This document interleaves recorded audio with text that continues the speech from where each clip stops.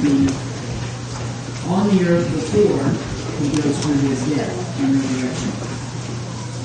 We had talked yesterday at the end a little bit about Annas and why he was perhaps called high priest. And now we find Jesus standing before him. We're going to start reading. We're in John chapter 18 and verse 15.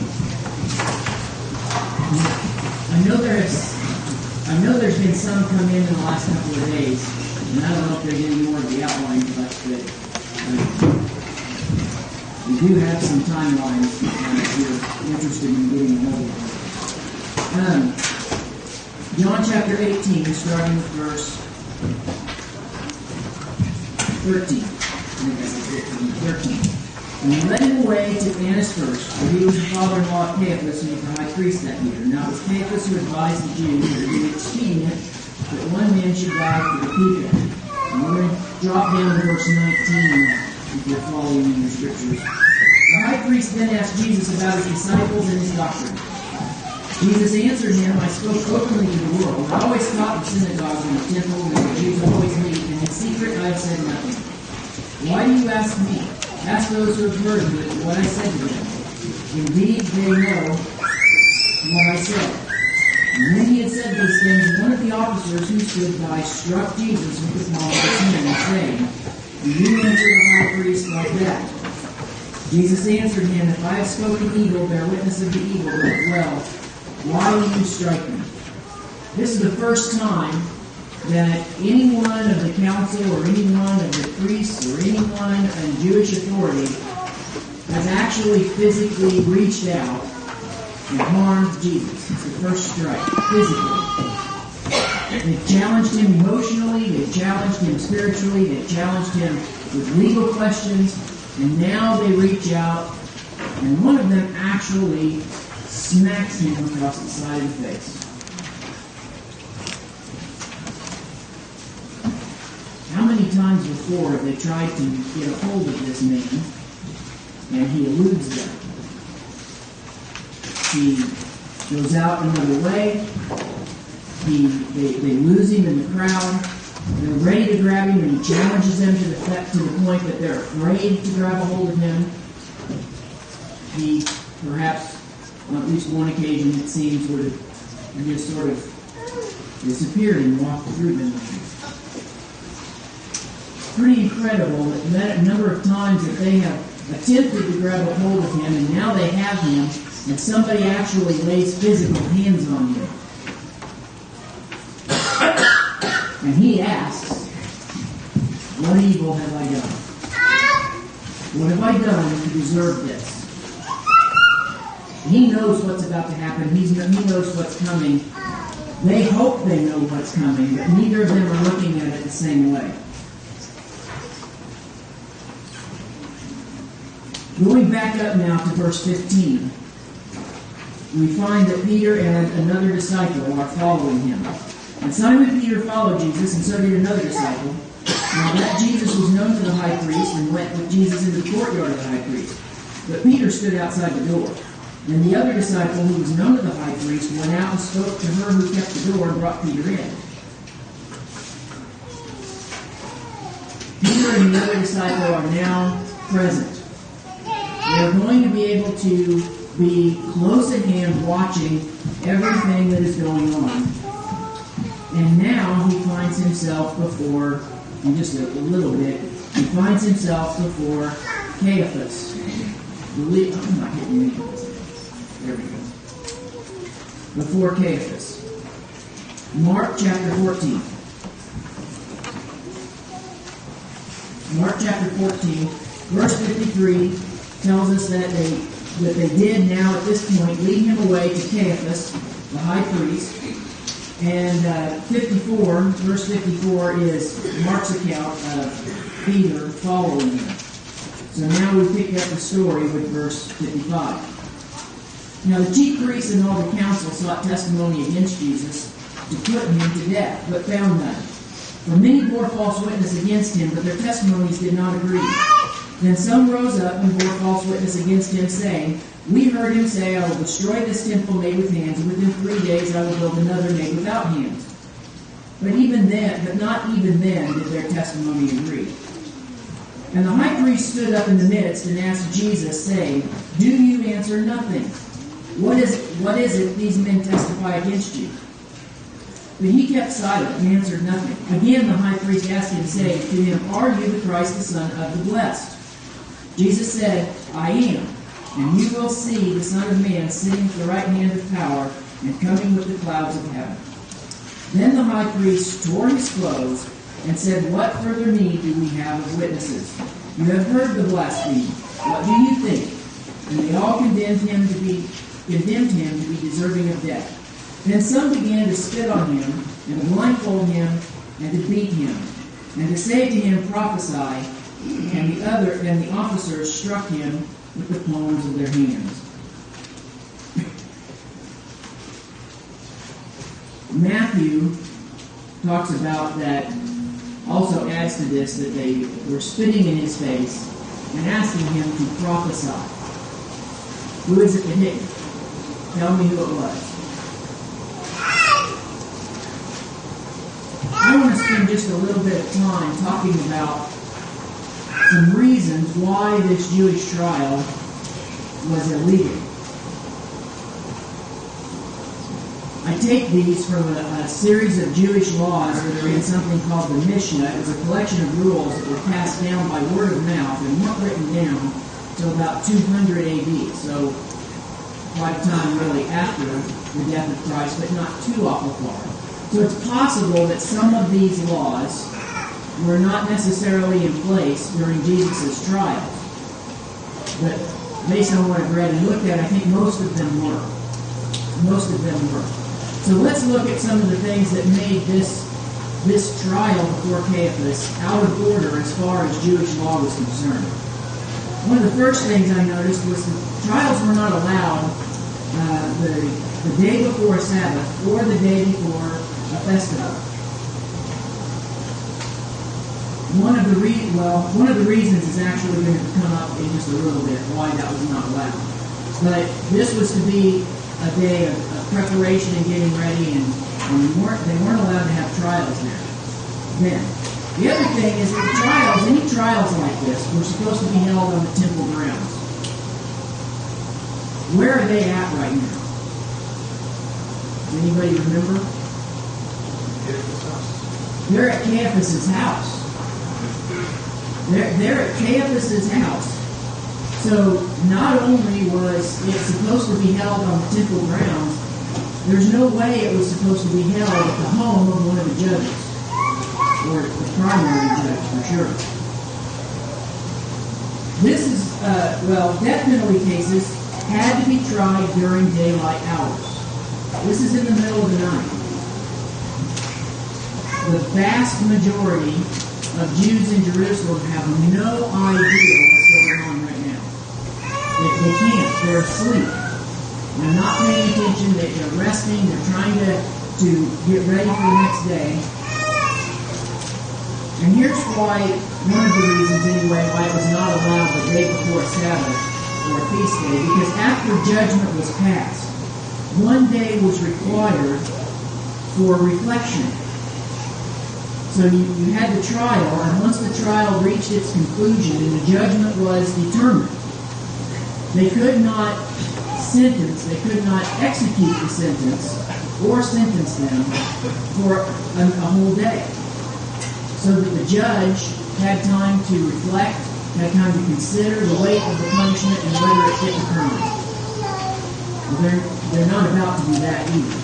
This is very hasty. Capital cases were to start with reasons for acquittal, not reasons for conviction. Jesus is not even given a chance, really, to defend himself. Technically he is, because they ask him these questions, but the way they ask the questions, the only way he can answer them is to give them the answer they want to incriminate himself. He's not allowed, which should have been done, for him to start off with reasons, first of all, to know the charges against him, and then to start off with why he's not guilty. But they start with all the reasons why he should be convicted in the accusation. And then the accused was supposed to have a lawyer. Even in our day, we have that law. We don't demand it. You have the right to represent yourself, should you deem that important. But under their laws, the accused didn't really have that option.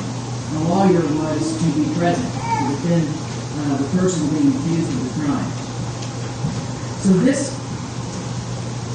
this farce that's going on here at the high priest's house is wrong in so many ways, even according to the Jewish law, even according to their own standards of what was right. But as we see with the scribes and Pharisees, and as we talked about Caiaphas's tendencies, especially when he and Pilate started kind of working together to control this area, under certain circumstances, they're willing to kind of overlook and bypass some of the rules. And this is one of those circumstances where they're willing to do, at this point, whatever it takes. Whatever it takes to stay in control and to get rid of Christ. Okay, so back to Friday. They've examined before Annas, the semi-high priest, if you want to think of him that way, and Caiaphas, the actual high priest. Well, at the end of this, Jesus receives his first beating. Now, this is important because of Roman law. The Jews almost, and I say this because just based on what I read on the Roman law, the Jews almost mess up here. Now, God's going to insist that his will be done, and we've talked about that, the providence of God, and things are going to happen as they're supposed to. But if the Roman leader, Pilate, interpreted everything the way he should, first of all, we'll talk about this in a little bit, he doesn't find any Roman reason why he should be punished. But second of all, if they bring him to Pilate in a beaten condition, obviously he's been punished already. Pilate really has two options. There's either, if the Jews are going to bring a charge against him, then there can be no punishment until he gets to the Roman trial. If a punishment has already been given by the Jews, Pilate, by Roman law, can't hand out any other punishment. He's been punished. That's it. They took it into their own hands. They delivered the punishment. He can still be found guilty of something under Roman law, but technically he can't be punished because the Jews have already done that. So Pilate supersedes all that too. And he just lets it go. All right. During this time, kind of at the same time all of this is going on, we have the three denials of Peter. Matthew chapter 26,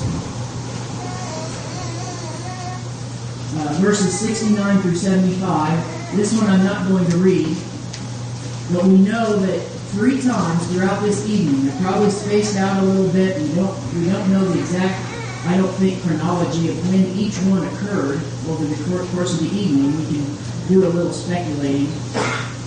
But at some point over the course of these 2 times before the Jewish leadership, Peter denies the Lord the 3 times. Now, the part I want to bring out is in Luke chapter 22. Luke chapter 22.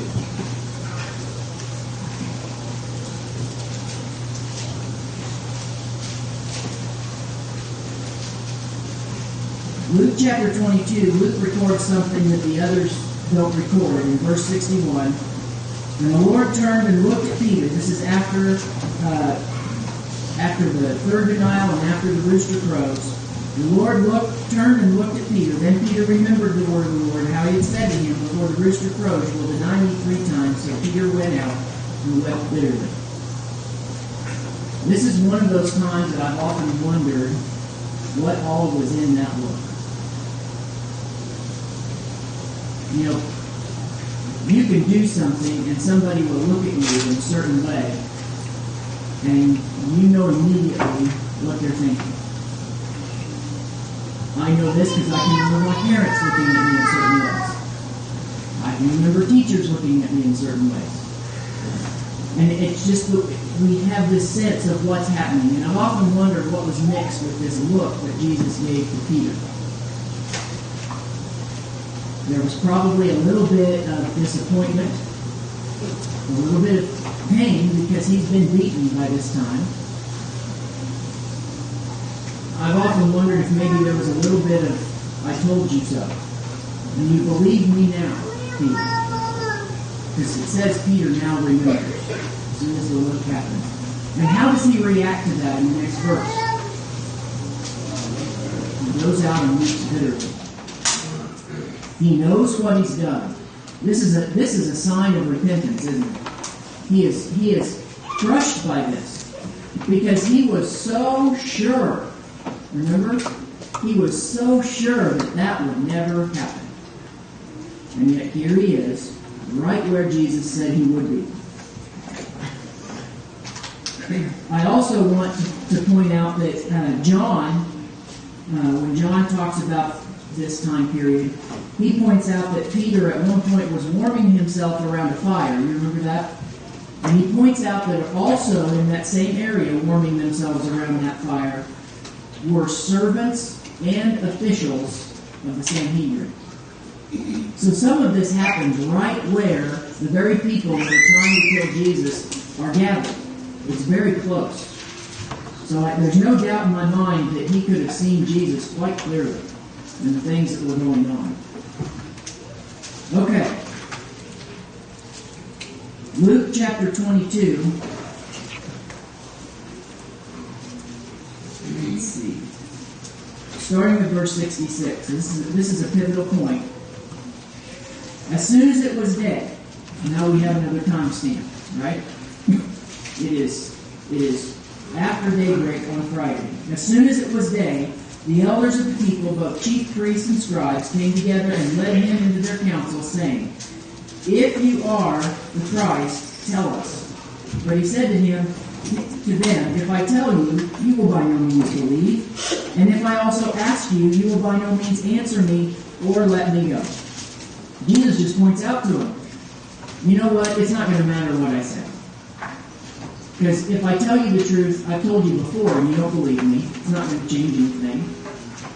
And if I don't answer you, if I ask you questions about who I am, you're not going to admit to it. It's almost as if Jesus is saying, can we just move this along? Why are we keeping to do this? Back and forth, back and forth. So he says in verse 69, "Hereafter the Son of Man will sit on the right hand of the power of God." And they pick up on this. They ask, "Are you then the Son of God?" And Jesus says, "You rightly say that I am." "What further testimony do we need?" they said. "For we have heard it ourselves from his own mouth." From his own mouth. And they formally condemn him. They pass a judgment, and this is a pivotal point because this is the point at which the Sanhedrin and the chief priests believe they finally caught him. They finally caught him. It's also important because right after this happens, in Matthew chapter 27, starting with verse 11,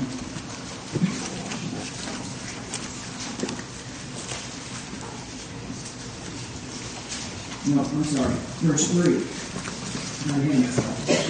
"Then Judas, his betrayer, seeing that he had been condemned." Notice what Judas is waiting around to find out? It has occurred to me that Judas has been with him the whole time, just like Peter and the others. He's seen him accused of things by the Jewish leadership and walked away. He's seen him challenged by the Jewish leadership and talked his way out of it, or walked his way out of it, or gotten out of it, just like everybody else had seen him do. And it occurred to me, perhaps Judas, when he agreed to betray him, was not really that interested in betraying Christ. He was interested in the 40 pieces of silver. He was greedy. This is easy money. I'm going to agree to betray Christ. I'm going to get my 40 pieces of silver, and then Christ is going to escape from them, and everything's going to be fine.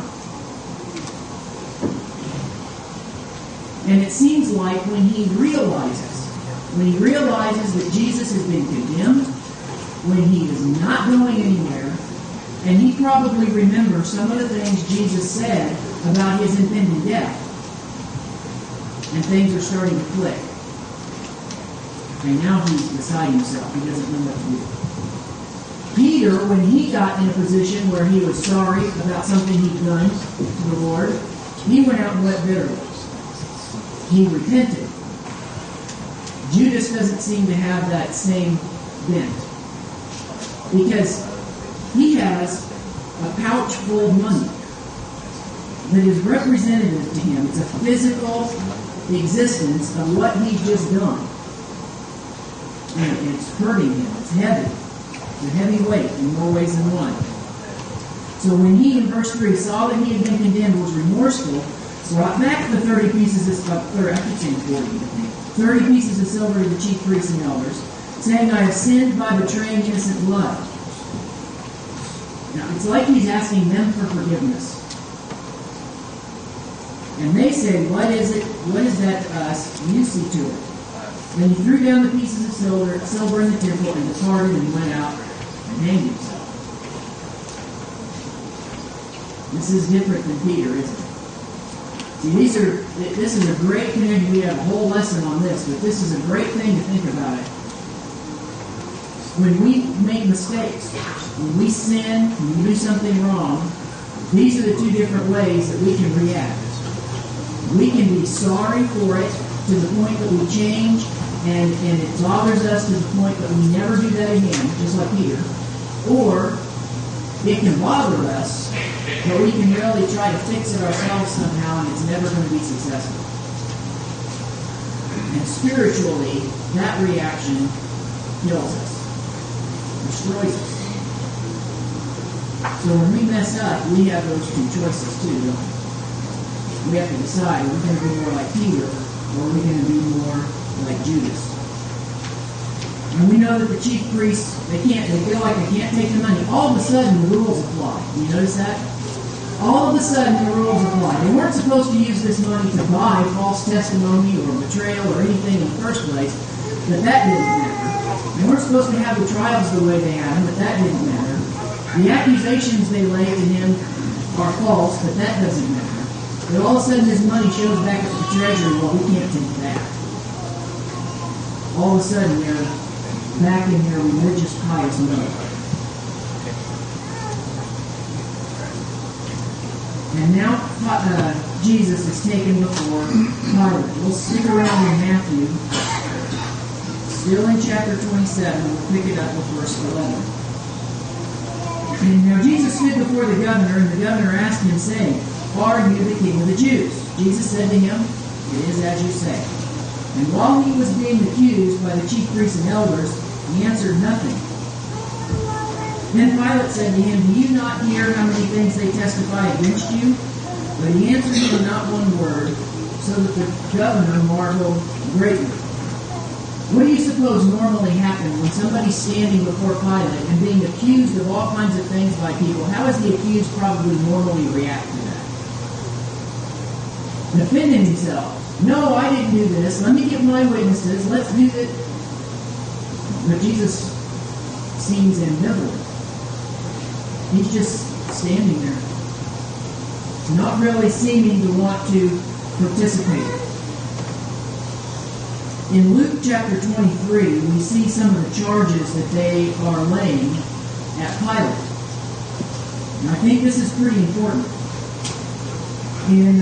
as far as the things that are happening with the Roman court. Luke chapter 23, and it's in verses 2 through 7. And they began to accuse him, saying, We found this fellow perverting the nation. That's the first charge they lay at him. He's causing problems for the empire. We're not talking about the Jewish nation, because Pilate really could care less about that.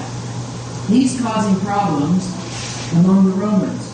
Then the second charge, they say, he's forbidding to pay taxes to Caesar.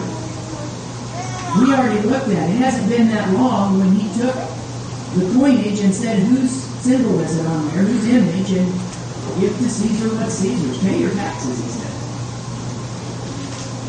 And then the third charge, he claims himself, he himself is Christ, a king. I mean, he's already said that, right, Pilate? He admitted to that one. John, we won't turn there, but in John's account of this,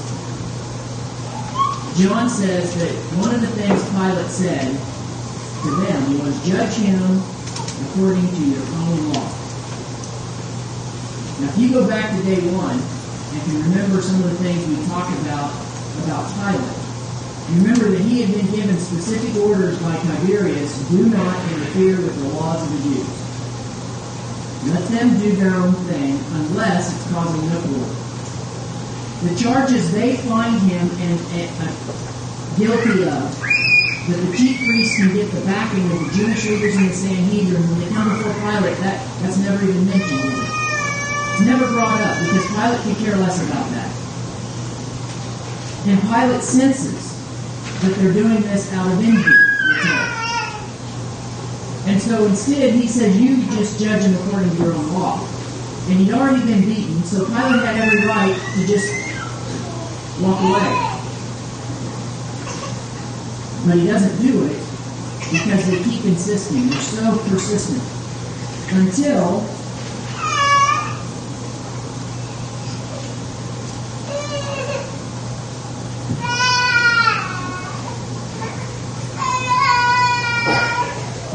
it is brought up that he is from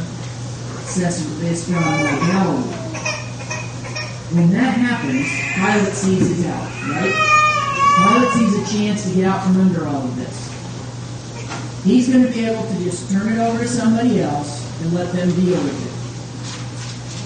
So in Luke chapter 23,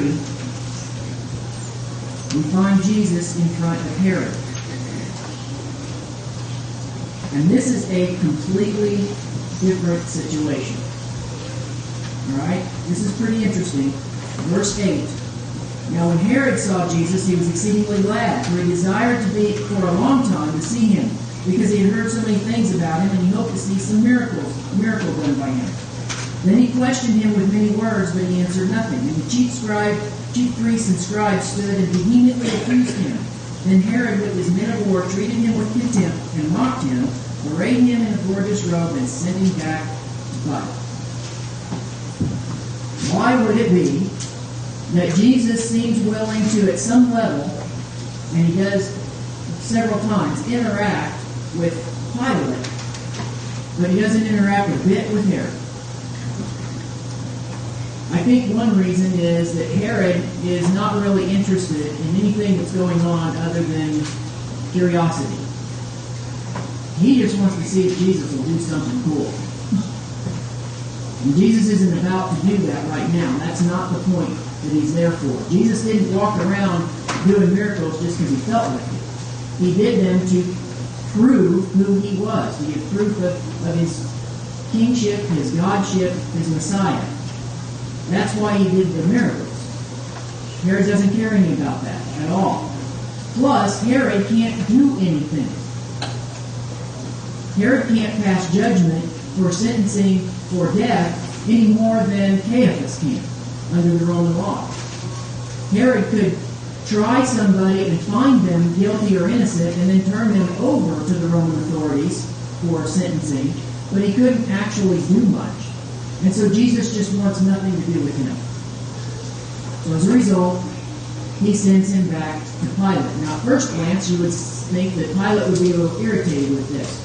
But we're told there that Pilate and Herod became friends after that day. And I said on the first day, I pointed out that was probably because Herod sided with Rome and not with the Jews. Because Herod could have said, he's done nothing wrong, let him go. And there would be no appeal to Pilate for that. It would be over. But Herod just sends him back to Pilate. And Pilate sees that as quite a political maneuver. He kind of appreciates him for a little bit. It's kind of odd, I know.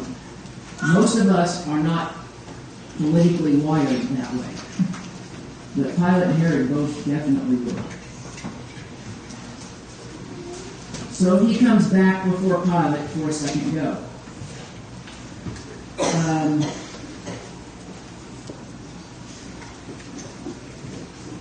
This second trial is pretty involved. And I'm hoping we have some time, because we're going to do some jumping around to see some of the things that happen. We're going to start out in Luke chapter 23 and verse 13. Then Pilate, when he had called together the chief priests, the rulers, and the people, said to them, "You have brought this man to me as one who misleads the people. And indeed, having examined him in your presence, I have found no fault in this man concerning those things of which you accuse him. No, neither did Herod, for I sent you back to him, and indeed nothing deserving of death has been done by him. I will therefore chastise him and release him." And we're going to talk about that chastisement here in just a little bit, Lord willing. So now jump over to Matthew chapter 27.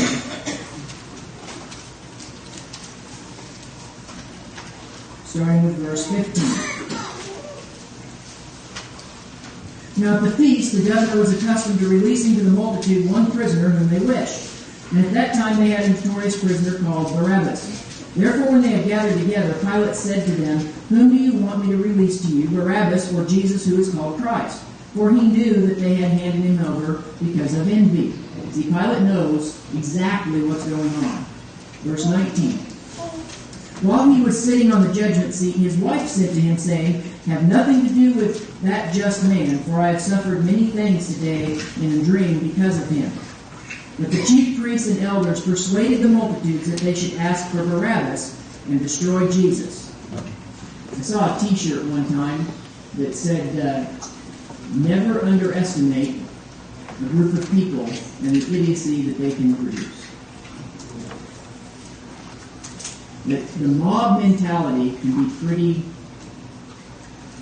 irrational sometimes. And so here we go, they're now able to stir up the mob because of these things, to the point that they were praising Jesus and lauding him as King and Messiah and hanging on his every word, and the priests and high priests, the chief priests, the Pharisees, the leaders of the Jews were all afraid of the people because they took him to be a prophet.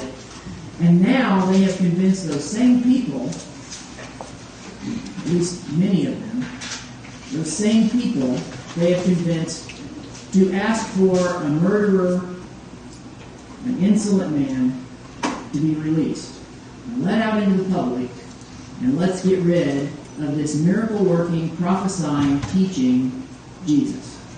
It's not logical, but it's that mob mentality. Verse 21, the governor answered and said to them, "Which of the two do you want me to release to you?" They said, "Barabbas." Pilate said to them, "What then shall I do with Jesus who is called Christ?" They all said to him, "Let him be crucified." That's the first time that's come up. Then the governor said, "Why? What evil has he done?" They cried out all the more, saying, "Let him be crucified." Let's go back to the book of Luke again. And pick up the story as Luke's recording it, as Luke is recording it. In Luke 23, starting with verse 20. Pilate therefore, wishing to release Jesus, again called out to them, and they shouted saying, "Crucify him, crucify him." Then he said to them the third time. Pilate doesn't give up very easy. Why? What evil has he done? I have found no reason for death in him. I will therefore chastise him and let him go. But they were insistent, demanding with loud voices that he be crucified, and the voices of these men and the chief priests prevailed. Back to Matthew 27, in verse 24. When Pilate saw that he could not prevail at all, but rather that a tumult was rising, he took water and washed his hands before the multitude, saying, "I am innocent of the blood of this just person. You see to it." And all the people answered and said, "His blood be on us and our children." Then he released Barabbas to them, and when he had scourged Jesus, he delivered him to be crucified. The soldiers of the governor took Jesus into the praetorium and gathered the whole garrison around him. They stripped him and put a scarlet robe on him. When they had twisted a crown of thorns, they put it on his head and a reed in his right hand. And they bowed the knee before him and mocked him, saying, "Hail, King of the Jews!" Then they spat on him and took the reed and struck him on the head. I want to spend just a little bit of time talking about this scourging. The Romans had 3 levels of scourging. From the least to the worst, they are fustigation, flagella, and verberatio. I'm saying some of those a little differently than you're used to hearing them. Least to greatest. When Pilate says several times, "I will chastise him and release him," he's talking about the lesser of these 3 levels. It was still whipping, but was not nearly as long, was not nearly as intense, and was not nearly as violent. It was meant to just make a point and let the person go. But they don't want that. And so Pilate sentences him to crucifixion, which meant that he was going to get a verberatio, the worst. It's where we get the word vibrate. This was going to be a very serious, very hard, bone-rattling, deep beating. Verberatio was required before crucifixion. It was done by a 4-member squad. These men, just like in our military today, we have squads of men that they specialize in certain things. That's what they do. And this group over here specializes in this, and that group specializes in that, and they focus on that all the time. This squad, there was one of these squads present everywhere there was a Roman center of law, a garrison. And their job was to beat prisoners. That's all they did. They got up in the morning, they ate their breakfast, and they practiced. Or they went about beating the next prisoner that deserved it. And these 4 members had very specific tasks. The leader of the group was called the exactor mortis. Okay, the exactor mortis. He was in charge. Everything that happened under his supervision, and it was his job to make sure that the sentence was carried out to the judge's orders. There was another individual, and I couldn't find his technical legal name at the time. I'm going to call him the confiner. He was the one that was supposed to make sure that the prisoner stayed fast. What they would do, within the Roman garrison, there was a courtyard that was open to the public around the edge somewhere. And it was big enough that several prisoners could be in there at the same time if necessary. And large crowds could gather around the outside, and there was a short wall around the whole thing to kind of keep them separated from the prisoners. But they could still see. And within this area, there were several posts, depending on how big the area was. There would be posts that were sunk down into the ground, so they stuck up out of the ground anywhere, depending on what you read, anywhere from 2.5 feet to 8 feet. I saw all different measurements, so I don't know exactly how tall they were. But what would happen is on the top there was a ring, a metal ring affixed to the top of the post. The prisoner's hands would be bound together like this, and then around that lashing, they would hook it into the ring and pull the prisoner's arms up like this. Depending on the size of the post, they could either be standing next to the post or kneeling next to the post. And then the prisoner's legs around the ankles, usually, or if they were kneeling right around the base of the knee, would then be also lashed to the post. This was to keep the prisoner from being able to move or turn and leave. And this person had 2 jobs. Job number one was he had to make sure that in the process of the beating, the prisoner is going to be moving and wiggling and running around as much as he can. And if he got loose a little bit, he had to tighten things up. That was job number one. Job number two is he was there in case one of the two people doing the actual whipping got tired. And then he would take over for them and let them rest for just a bit. And that leads us to the other two people that were standing by, and they were the scourgers. They each would have a whip, and they each had the same job, and they would stand on one side and one on the other. That was one method of doing it. One on one side, one on the other. And then they would just beat with the person back and forth and back and forth. The whips they used were varied. This is just one example. I didn't want to take time and show all the different examples of the ones that I found. But they all had similar traits. They had some sort of an either leather or wooden handle, and then several flagella that would come out for the whips.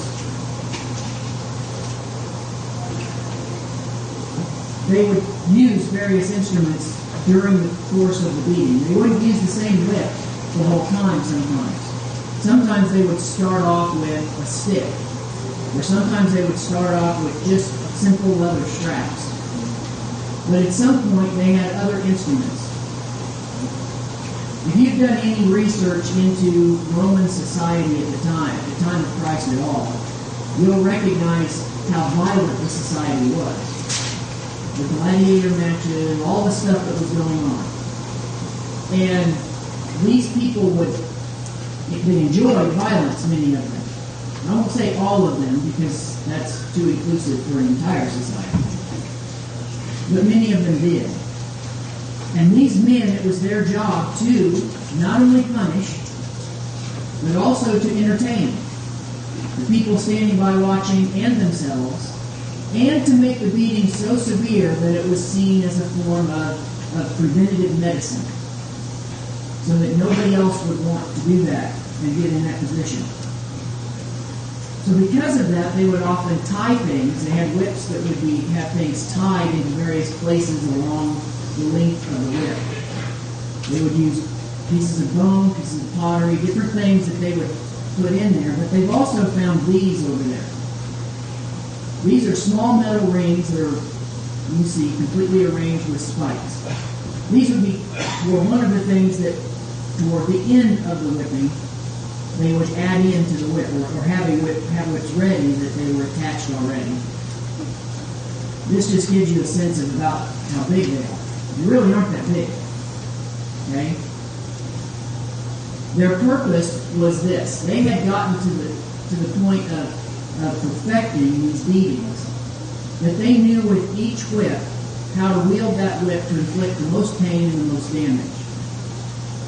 They would take these whips, and as they swung the whip would hit the back of the person, or the back of the legs, or the arms, or wherever it was that they were hitting at the moment. And the whip would wrap around, and they had it so that they could time it and then pull. Just as those spikes or the bones or whatever they had attached to the whips met the flesh. What this did was create large gashes in the skin, sometimes clear down through into the muscle. They'd also placed a crown of thorns on him. Now, we don't know exactly what that crown of thorns looked like or what it was made of. And there's probably lots of other plants over there that are thorny, but these are 3 thorny vines that I found that were possibilities. But I just wanted us to get a sense of what perhaps Jesus had on the top of his head during this, and had the rod smack down on top of it. Eusebius was a historian of the day, and he said this about the whippings. Bystanders were struck with amazement when they saw them lacerated with scourges, even to the innermost veins and arteries, so that the hidden inward parts of the body Both their bowels and their members were exposed to view. Scourging was before crucifixion. They were not allowed to have the prisoner die. But if a crucifixion, if a further punishment wasn't awaited, and the worst whipping was prescribed, if the person died while being whipped, oh well. And there were lots of accounts. That was one quote I found, but there were lots of accounts of the historians that described the horror. If we had been there and seen this, if we were in the crowd watching this occur, I don't know if I could have stood there and watched. It would have been ghastly. Absolutely horrible. I don't know. Most of us probably would have had to turn away. So he receives this whipping, this scourging. Pilate gives in. I guess I didn't do those. Pilate gives in. He's sentenced to death. And then he is led out to Calvary. Luke chapter 23.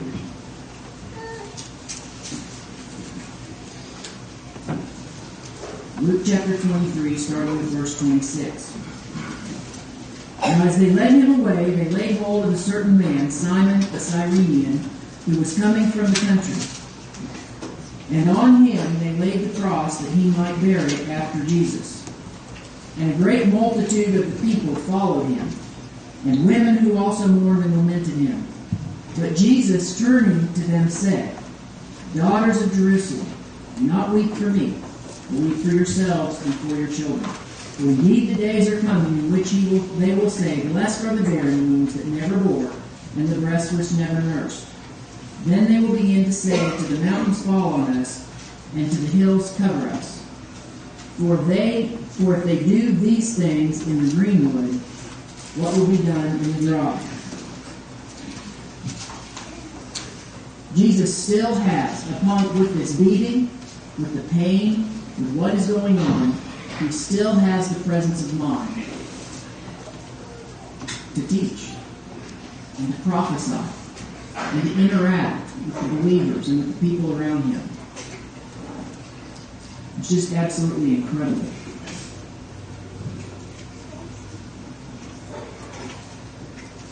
So Jesus is crucified.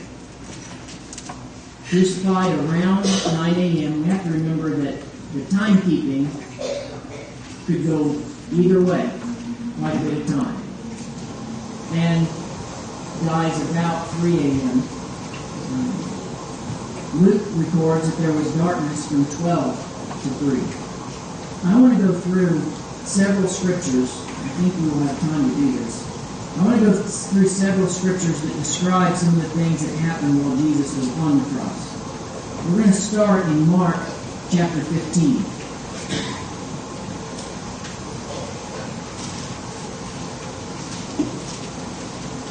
Verse 22. And they brought him to the place, Golgotha, which is translated place of the skull. And they gave him wine mingled with myrrh drink, but he did not take it. And when they had crucified him, they divided his garments, casting lots for them, to determine what every man should take. Now it was the 3rd hour, and they crucified him, and the inscription of his accusation was written above, the King of the Jews. This initial drink that he's offered, my understanding is that this quite possibly was a drink that was meant to slightly sedate an individual. Not put them out, but just relax them for the process of actually nailing them to the equipment, so that they didn't squirm as much and they could be more accurate. I know that sounds horrible, but that's what happened. Most people are not going to just lay there while you drive a spike through their arm. It's just not going to happen. John chapter 19, starting with verse 19.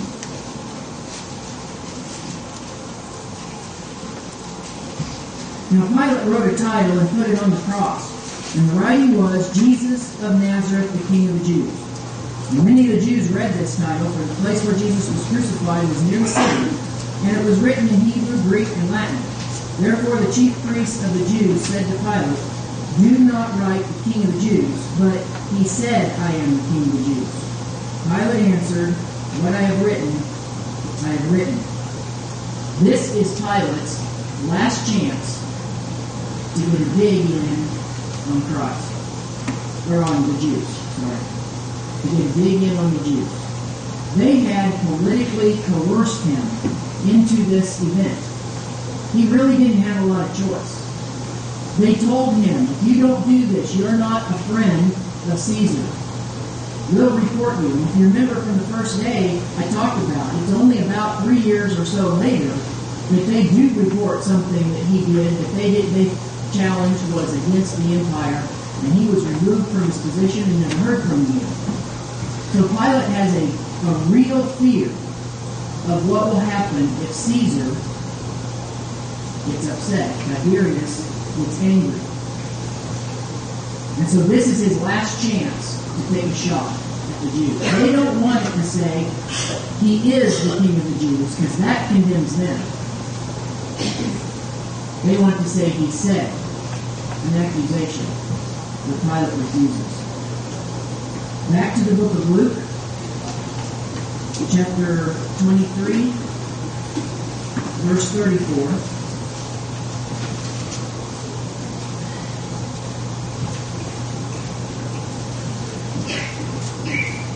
Then Jesus said, Father, forgive them, for they do not know what they do. And he divided his garments and cast lots. Again, Jesus is continually aware of everything that's going on. That's probably why he refused that first drink. He did not want to be known. Does Jesus have the power to stop this? Does he have the power to end all of this right now? With a thought, right? By just thinking, he can't lose who he is in this process. He can't lose control. So he wants to do everything in his power to maintain control. Matthew chapter 27, starting with verse 39.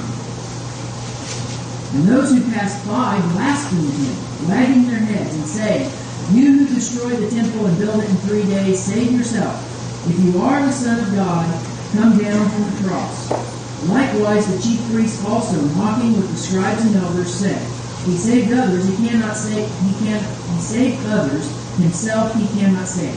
If he is the King of Israel, let him now come down from the cross, and we will believe him. He trusted in God, let him deliver him now if he will have him. For he said, I am the Son of God. Even the robbers who were crucified with him reviled him with the same thing. Are you really the Son of God? Has God left you alone? These are very related to the questions that John was answering about why is there evil in the world, isn't it? That's the same thing they're doing. If there really is a God that is on your side, why are bad things happening to you right now?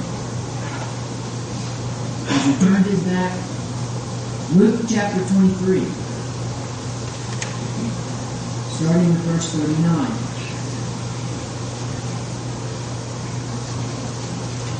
Then one of the criminals who were hanged blasphemed him, saying, if you are the Christ, save yourselves and us. That's a selfish statement, isn't it? Save yourself and us. But the other, answering, rebuked him, saying, do you not even fear God, seeing you are under the same condemnation? And we indeed justly, for we receive the due reward of our deeds, but this man has done nothing wrong.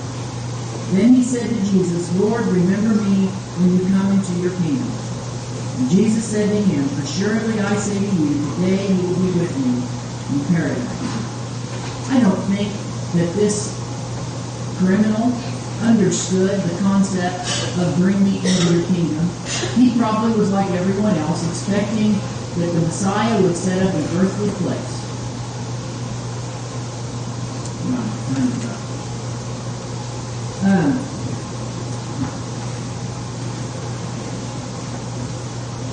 I'm going to give you these in order so you can look these up if you want to see what I think in order is the rest of the happenings that happened on the cross. John chapter 19, verses 25 through 27. And then Luke chapter 23, verses 44 and 45. And Mark chapter 15, verses 34 through 36. Then John chapter 19, verse 30. Then Luke chapter 23, verse 46. Matthew chapter 27, verses 51 through 56. And John chapter 19, verses 31 through 37. If you want to see me later and you didn't quite get those, I'll give those to you. Really quickly, let's look at this a second. The cross had two parts. Romans referred to the crossbeam as the patibulum. This was a plank of unfinished wood that was about 6 feet long and weighed anywhere from 50 to 75 pounds. Heavy, hard, splintery, painful on the back of a person that had just been lacerated the way Jesus had been treated. The exactor mortis on the way would lead the parade with a sign holding up the charges. He's still in charge. Jesus, of course, we know, is unable to carry this beam, and if he dies before reaching the cross, the exactor mortis is going to be blamed for it. His job is to make sure, if he dies 10 seconds after being nailed to the cross and lifted up, that's fine. But he's got to make it to the cross. So Simon is forced to carry it the rest of the way. Spikes are driven. We see the pictures, right, of it going through the hand. I think we all understand this. That's not practical. It's not the way it's described in the histories of what would have happened. The spikes were put in where the radius and the ulna meet the metacarpals. Here's some examples of some of the spikes that may have, types of spikes they believe were used. They look huge here, but they're only about 4 inches long for the hands and about 7 inches long for the feet, and not very thick. And usually there would be a piece of wood that was used as a washer to keep the victim from being able to struggle and pull free from the spikes. Then there's the staticulum, the upright post, about 8 feet tall with a notch in the top, and they would raise with posts up onto there and set it back in the notch. And once they did that, the victim's weight would hold it there. It wouldn't go anywhere. And then when they were done, all they had to do was reverse the process. Spikes were then driven through the feet or ankles. If the victim was to suffer for days, sometimes it was said, this person needs to be on the cross as long as possible, they would provide a little seat about halfway up to prolong the agony. But Jesus is not going to have a seat because the Sabbath is tomorrow. There were also 3 different ways to secure the feet. One way was to have a step out in front and put the feet on top of that. That was for elongated crucifixions. Another way was to put the feet on either side of the upright post and nail them in sideways. That was for victims that were supposed to last a while, but it wasn't supposed to be an extended torture. If they wanted them to die quickly, they bent the legs and flattened the feet down against the cross and then nailed them through the feet or ankles there. Because that put tremendous strain on the lower body and the legs and made it more difficult. If your feet are down like this, how easy is it to extend your knees and stand up to get a breath? You can't. So it made the suffering go much faster and the death occur much sooner. Jesus is buried just before sundown. We're almost done. And the next day, the tomb is sealed, guarded in the early morning. And then on Saturday evening after sundown, after the Sabbath is over, the women go and buy spices so they can come to the tomb the next day.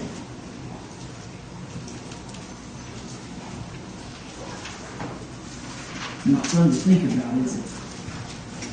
But that's what happened with our Lord. That's what happened.